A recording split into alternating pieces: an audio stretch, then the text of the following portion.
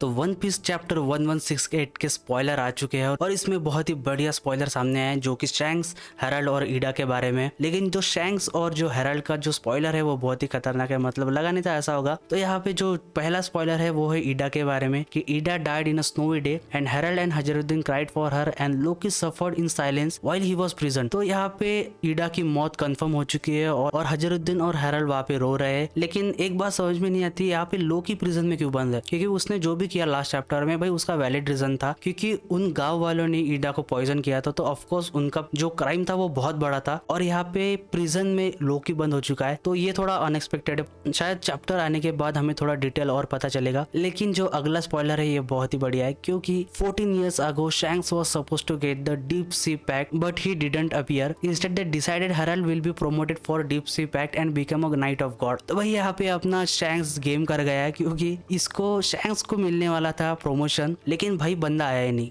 मतलब जो प्रमोशन मिलने वाला है वो गोरोसे से होता है और लास्ट चैप्टर में बताया था कि सिर्फ 13 बंदे हैं उनको ये पैक्ट मिलता है। जो डीप सी और ऑबिसल पैक्ट है वो सिर्फ 13 बंदों को मिलता है और उनमें से ये एक होने वाला था शैंक्स। लेकिन भाई आया ही नहीं प्रमोशन के लिए और वहाँ पे शैंक्स नहीं था, इस वजह से हेराल्ड को प्रमोशन मिल चुका है डीप सी पैक्ट में। मेरे ख्याल से यहाँ पे हेराल्ड को और भी टाइम लगता ये पैक्ट हासिल करने में, लेकिन शायद शैंक्स के वजह से इसको ये जल्दी मिल चुका है। और इसके आगे का जो स्पॉइलर है वो है Harald gain more power and immortality. तो यार हेराल्ड को अगर इमॉर्टिलिटी मिल ही चुकी है और पावर भी बढ़ चुकी है तो भाई ये बंदा मारा कैसे आखिर? क्योंकि हमें बताया गया था कि लोकी ने इसको मारा है, लेकिन अगर ये इमॉर्टल है, क्योंकि हमने ज़ेबेक और गार्लिंग की फाइट देखी, जो गार्लिंग के पास इमॉर्टिलिटी है इमू के वजह से, तो वो भाई मरा नहीं, उसका आधा सर फटा हुआ था तब भी वो जिंदा है बंदा। तो हेराल्ड कैसे मर सकता है? तो मेरे ख्याल से इसका रीजन जो आगे के स्पॉइलर है उससे रिलेटेड है, क्योंकि जो आगे के स्पॉइलर है वो ये है कि Imu order Harald to create the officer circle in Elbaf और afterward Imu order him to create a giant army for the government. तो यहाँ पे देखो ये हो सकता है, क्योंकि यहाँ पे 2 ऑर्डर दिए इमू ने हेराल्ड को। पहला कि भाई तू ऑफिसर सर्कल क्रिएट करेगा एल्बाफ में, और दूसरा है कि तू एक जायंट की आर्मी बनाएगा गवर्नमेंट के लिए। तो ये शायद 2 रीजन है उसके वजह से। शायद दूसरा रीजन बहुत इंपॉर्टेंट है हेराल्ड के लिए, क्योंकि लास्ट चैप्टर में हमने देखा था कि जब सॉल आता है तो हेराल्ड कहता है कि तुम यहाँ पे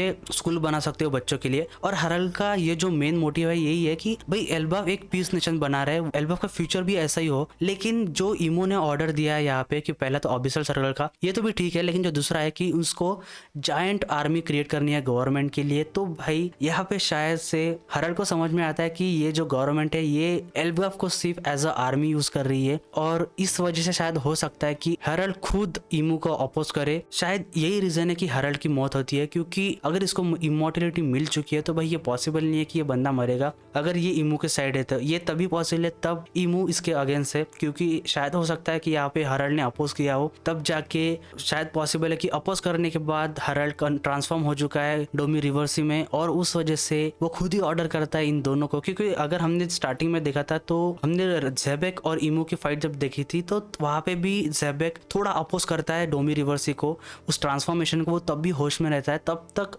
इमू उसको थोड़ा गुस्सा नहीं दिलाता, उसकी इमोशन पे थोड़ा पर्दा नहीं डालता तब तक। लेकिन यहाँ पे हेराल्ड पूरा शायद होश में है, तभी जाके वो खुद को इतना कंट्रोल कर पाया, और इसी वजह से शायद पॉसिबल है कि उसने खुद ही ऑर्डर दिया होगा जरूल और लोकी को हेराल्ड को खत्म कर दे, मतलब खुद को खत्म करने का ऑर्डर उसी ने दिया होगा शायद, तभी जाके ये चीज पॉसिबल है। क्योंकि अगर इसको इमॉर्टिलिटी है तो भाई ये पॉसिबल नहीं है चीज बिल्कुल भी, क्योंकि जो आखिरी स्पॉइलर वो भी उसी के साथ है। Chapter end with Loki and Jarul arriving to the castle. तो ठीक है, शायद अगले चैप्टर में हमें ये डिटेल शायद नहीं मिलेगी, शायद उसके अगले चैप्टर में मिल सकती है। लेकिन और ये जो चैप्टर है यही पे खत्म होता है जहाँ पे लोकी और जरूल कैसल के पास पहुंचते।